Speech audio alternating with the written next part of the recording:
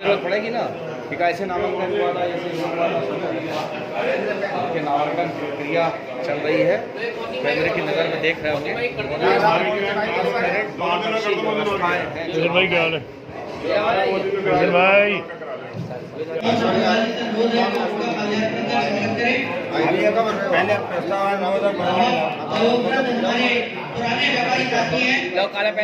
क्या नाम है आपका और चुनाव अधिकारी की हैसियत से आप यहाँ पर आए हैं, क्या व्यापार के सामने चुनौतियाँ हैं, व्यापारियों के सामने क्या चुनौतियाँ हैं, क्या पैगाम ऐसे माहौल में देना चाहेंगे आप?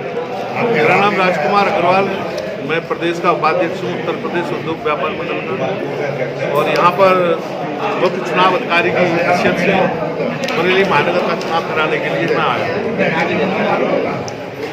क्या चुनौतियाँ आपको लग रही हैं व्यापारियों से? देखिए, जब उत्तर प्रदेश उद्योग व्यापार प्रतिनिधि मंडल था, जब इसका गठन हुआ था व्यापार तब दो तरह की चुनौतियां थी व्यापारी के सामने। एक थी तमाम तरह की व्यापारियों के सामने टैक्सेशन की, सरकार के द्वारा तमाम तरह के व्यापारियों के विरोधी जो कानून बनाए थे उनकी, और दूसरी चुनौती थी व्यापारी विरोधी सरकारों की।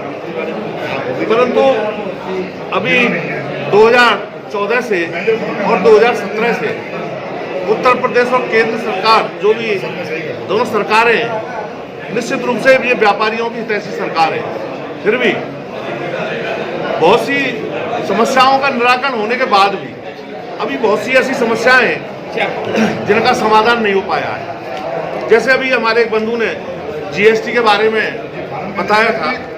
हालांकि केंद्र सरकार ने एक जीएसटी काउंसिल का गठन किया है और सभी स्टेट गवर्नमेंट के मुख्यमंत्री अथवा फाइनेंस मिनिस्टर उसके सदस्य भी हैं, और तमाम जब महीने में या 2 महीने में जब भी जीएसटी काउंसिल की मीटिंग होती है तो उसमें व्यापारियों के द्वारा दी गई अपनी समस्याओं का निराकरण जीएसटी काउंसिल में होता है। फिर भी जीएसटी के साथ जब इंस्पेक्टर राज इस कानून के साथ आया है, इससे पहले उत्तर प्रदेश में जब राजनाथ सिंह मुख्यमंत्री थे तो निश्चित रूप से सेल टैक्स विभाग से इंस्पेक्टर राज का सफाया हो गया था, परंतु जीएसटी के साथ पुनः इंस्पेक्टर राज आया है। एक समस्या तो जीएसटी के साथ ही है, क्योंकि अधिकारियों की जो मनमानी है, जो हम लोग अपने खाते वगैरह उनके सामने प्रस्तुत करते हैं, तब भी उनको जो है वो लोग सही मानने में अपनी आनाकानी करते हैं, ऐसा कुछ लगता है और व्यापारियों के द्वारा समय समय पर बताया जाता है। अभी एक समस्या जो केंद्र से कृषि कानून के साथ आई है, इसमें ऐसा लगता है कि स्टेट गवर्नमेंट के पावर में जो कृषि मंडियां हैं, तो कानून में जो विविधता है उससे निश्चित रूप से मंडियों में रहने वाला जो व्यापारी है उसका व्यापार प्रभावित हो रहा है। क्योंकि किसी भी खाद्यान्न को जो किसान मंडियों में बेचने के लिए लाता है तो उसमें मंडी शुल्क भी लगेगा, और बाहर बेचने वाले व्यक्ति पर कोई टैक्स नहीं है और कोई लाइसेंस नहीं है। इस विविधता के कारण ऐसा लगता है कि मंडियों में व्यापारी का व्यापार निश्चित रूप से प्रभावित होगा। हमने इसके लिए एक आवाज़ भी उठाई है उत्तर प्रदेश सरकार के सामने। कई बार हमने बाजारों को बंद भी कराया और प्रदर्शन भी किए हैं, और कई बार मुख्यमंत्री जी के साथ बैठक भी हुई है। उसके फलस्वरूप इतना जरूर हुआ है कि जो मंडी शुल्क हमें 2% प्लस 50 पैसे सेस देना पड़ता था, उसमें 1% की कमी हुई है। फिर भी ये अभी व्यापारियों के लिए नाकाफी है, क्योंकि व्यापार तो प्रभावित होगा ही।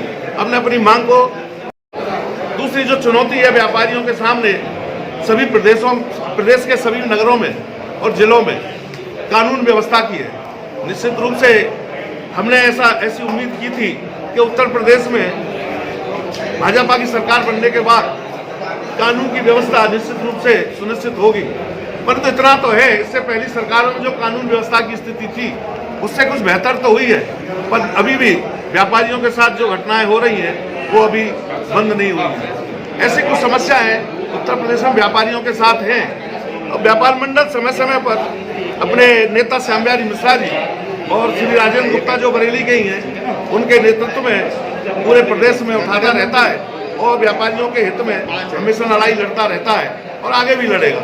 ऐसा गोसाई, नंद किशोर गोसाई साहब, क्या कहना चाहेंगे हमारे माध्यम से सर?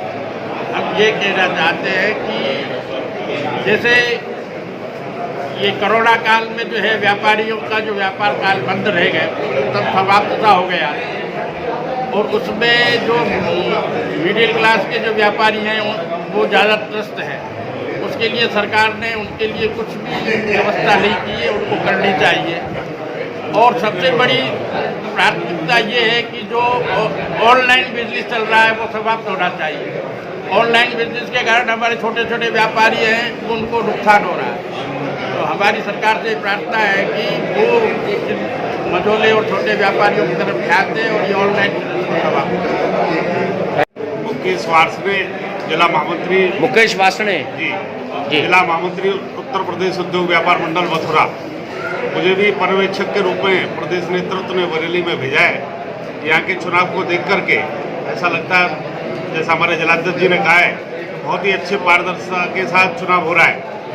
आज के युग में केवल मैं एक सरकार के आपके माध्यम से सरकार से ये कहना चाह रहा हूँ कि जो ऑनलाइन व्यापार है उसके चलते छोटा व्यापारी पूर्णतः समाप्ति की ओर जा रहा है। इसलिए उसको बहुत जल्द लगाम लगाने की आवश्यकता है, जिससे कि व्यापार और व्यापारी दोनों बचे रहें। और क्या सजेशन देना चाहेंगे सरकार के लिए?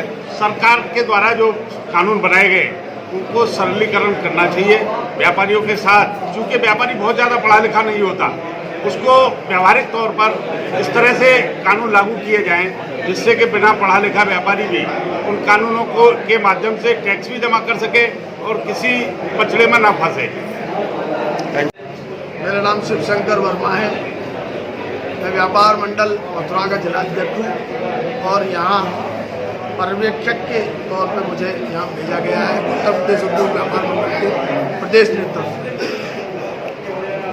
मैंने यहाँ ये व्यवस्थाएं देखी हैं। निश्चित रूप से सारा चुनाव पारदर्शिता के तहत यहाँ किया जा रहा है। चुनाव अधिकारी और मुख्य चुनाव अधिकारी के द्वारा जो प्रक्रिया अपनाई गई है वो इतनी पारदर्शितापूर्ण है कि जिसके सारे कानून, सारी व्यवस्थाएं बहुत सुचारू और सही और नियमानुसार। क्या कहना चाहेंगे हमारे माध्यम से प्रदेश के व्यापारियों के लिए आज के दौर में? देखिए,